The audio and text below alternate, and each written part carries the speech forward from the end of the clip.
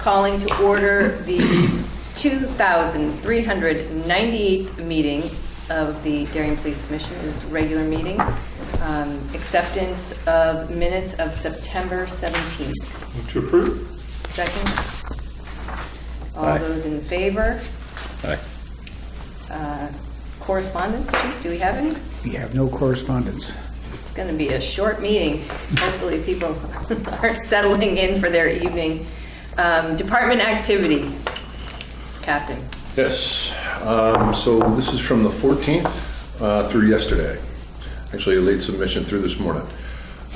September 14th, 48-year-old Bridgeport woman who was a cashier at Stop and Shop in Darien was arrested for larceny 6 for stealing cash from a register. September 15th, 2 female suspects posing as customers at a retail business at 839 Post Road stole credit cards out of an employee's purse. On September 18th, a 19-year-old Norwalk man was cited for possession of alcohol by a minor after he was observed drinking in the parking lot of Woodland Park.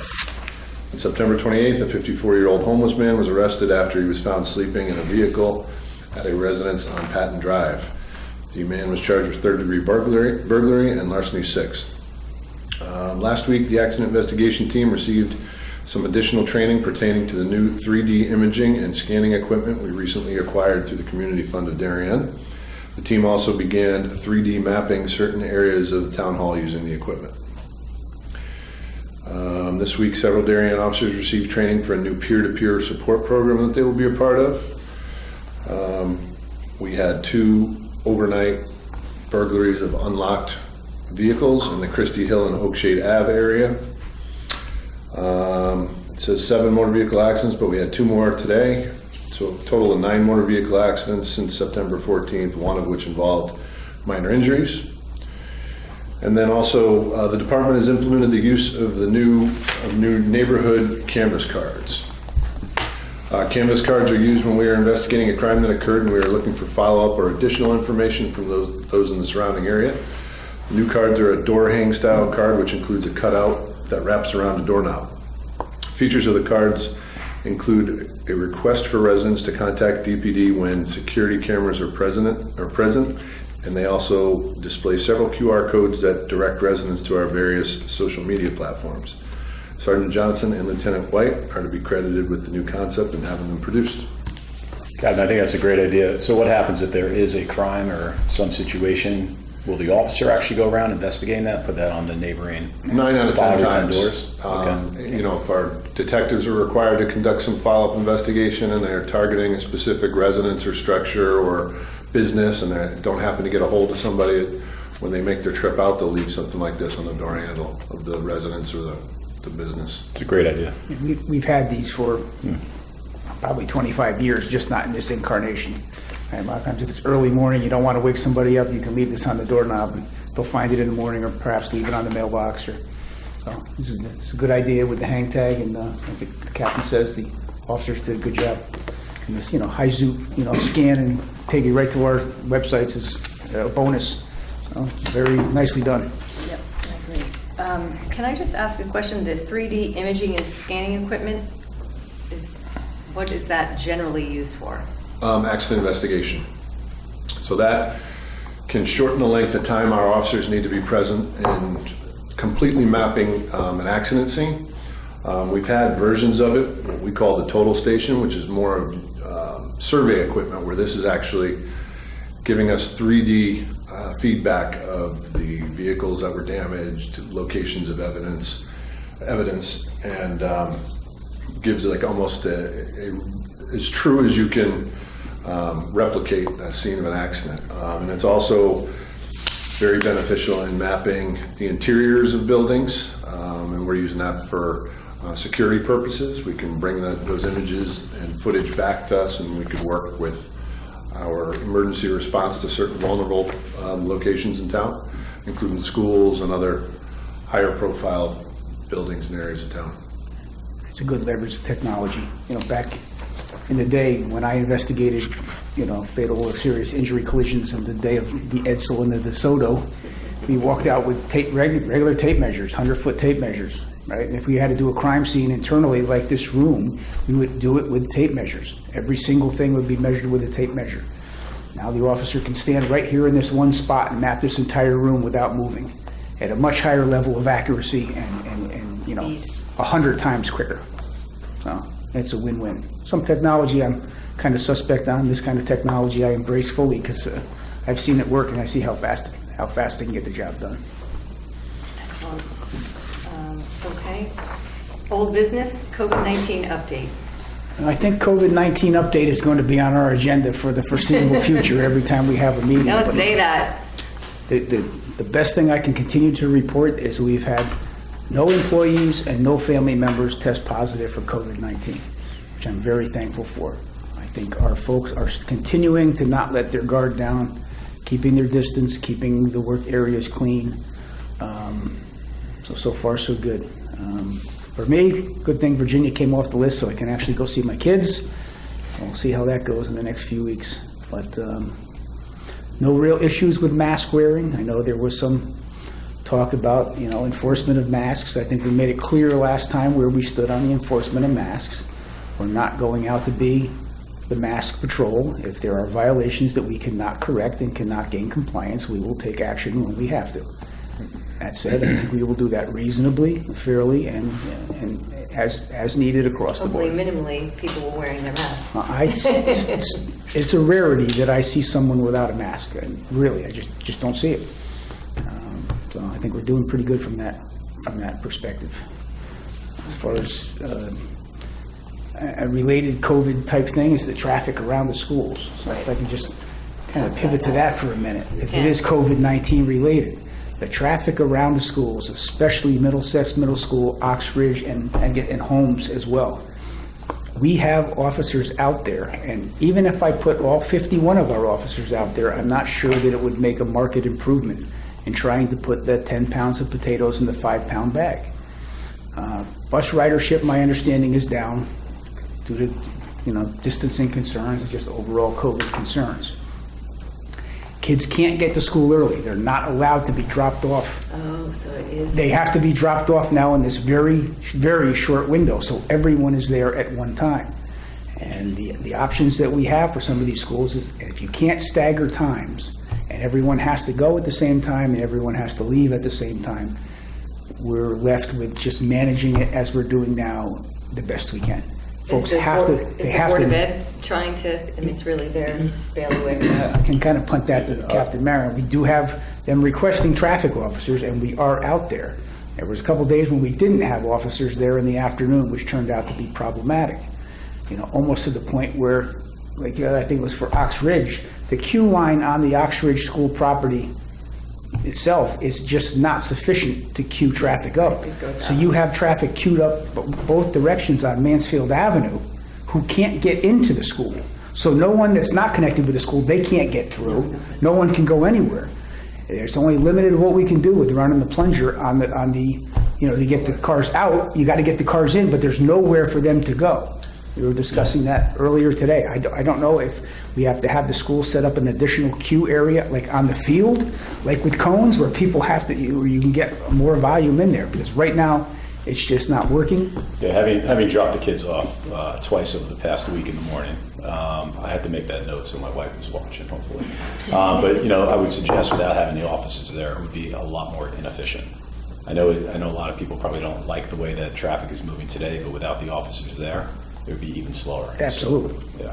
And Is there, this may be way, feel free to shoot it down, whether it's the Board of Ed but an off-site, Oxbridge is right, Oxbridge Hunt Club is right there. Thinking, is there a place where kids can get dropped off and there's a bus that, one is, I'm just trying to figure out how to back get. to parents not wanting Oh, the yeah, bus. they're not on the bus. That's okay. I knew there was a reason why this. I wish I had my magic bullet on this I one, know. but again, our It's a bag of tough tricks one. is not that deep. We simply, the volume is so great, and the queue areas for these schools are so limited that folks are just going to have to live with it. For right now, And we have the manpower to, Well, I won't try to solve the Board of Ed's problem, but I will Here's the try to cru- figure here's out the- how it impacts Here's the crux officers. of it. They've been hiring officers, special duty officers for morning and afternoon for most schools. The other day, as a perfect example, we had 5 officers on the road. All 5 officers at that time were tied up. Two were at the hospital. One was investigating a collision. One was here in the lobby with a follow-up. So we can, and we made it clear that we can, we'll help if we possibly can, and have officers where they need to be, when they need to be, when we can.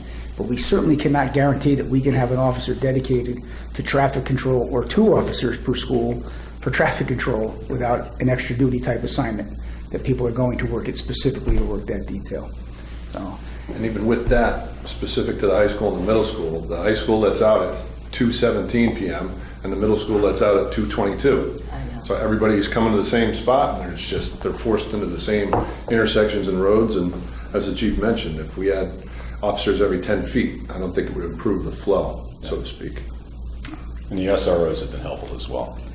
they're willing to pitch in, but they're not there, as you know, for traffic control duty. Yeah. That's not their task for doing that. And with the exception of, maybe Ox Ridge and the Darien High School, which came in this property, I think, in the 50s or 60s, our schools were designed for walker schools, right? They were designed as neighborhood schools for kids to walk to. That's just the way they were designed. And those days are long gone, as far as all kids walking to school. So I'd love to say that, I can pull the bag of tricks, reach in there and get a solution to this one, but right now it's just going to be management. That's really all we can do. I wish I had better news on that one. Well, the good news is they're back in school, but the bad news is we have unintended consequences all over the place. Welcome to 2020. Okay, well, we'll, I guess, hear about that for the next We will keep weeks at and it. We weeks. will keep at it. All right. New business, acceptance of tunnels to tower artwork, which I believe is behind me. It is. A Wilson Point resident either owns a company or works at a company who made a purchase of 10 of those pieces of artwork to support the Tunnels to Towers Foundation, and the approximate value is $100. We will proudly display that here at the police department. I so advised the town administrator to have the Board of Selectmen formally approve the acceptance of that gift, which I believe they did Monday night. So I just want to let the commission know we'll be finding a nice spot in the police department to display that piece of artwork. Excellent. So we don't need to formally accept it. It's been accepted by the town. Good. Okay. Personnel transfers. Well, in the near future, within the next week, I believe, or maybe 11th. 11th. Just a reminder that Lieutenant Aaron Zullo will be assuming command of the Detective Division. He'll be moving from the administrative lieutenant position to the Detective Division. Lieutenant Dignan will be moving back to the Field Services Division, back in uniform. And Lieutenant T.J. White will be reprising his role as the administrative lieutenant. So that's a win-win-win as far as I'm concerned. They're three quality lieutenants just kind of moving through the department. I think some fresh eyes and some fresh breath in different spots will go a long way. I absolutely have no aversion to any of them moving, and I believe they will all perform very admirably in their new roles. T.J. White's been in the admin spot before, so he knows what it's all about. Bill Dignan's been in patrol in the Field Services Division before, so he's well versed there. It's going to be a little bit of a new experience for Lieutenant Aaron Zullo, who's never been in. Well, he was in the Detective Division, but not as a supervisor. Correct. So he'll hit the ground running, and I think it's going to be a good fit for all of us as we move the department forward. Excellent. Chief, did you want to mention about our new officer starting next week? Tim Budd will be coming from Cheshire PD. He's being sworn in on Monday morning. Coming to us again, very highly regarded, and even from some sources outside of the police department, just attesting to his general character, telling us that we were getting an excellent candidate. So that's always warms my heart to hear we got somebody of high quality coming in. Try to keep our track record of excellent employees going. So I'm sure he's going to come and be a good fit and be a good asset to our agency. And I will be here Monday to swear him in at 9 a.m. Excellent. Okay, and retirement?